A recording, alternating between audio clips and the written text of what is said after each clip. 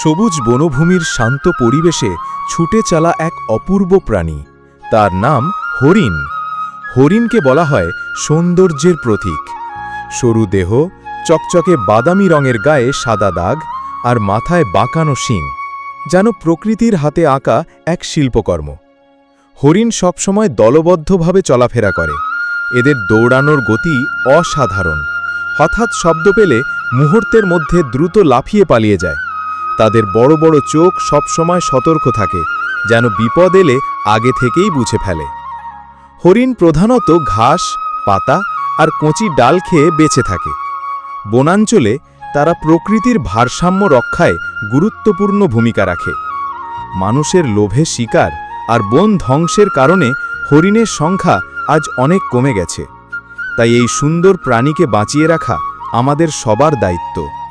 কারণ প্রকৃতির এই অপূর্ব সৌন্দর্য যদি হারিয়ে যায়, তবে বনভূমির প্রাণও হারিয়ে যাবে। হরিণ শুধু একটি প্রাণী নয়, এটি প্রকৃতির সজীবতা ও সৌন্দর্যের প্রতিচ্ছবি।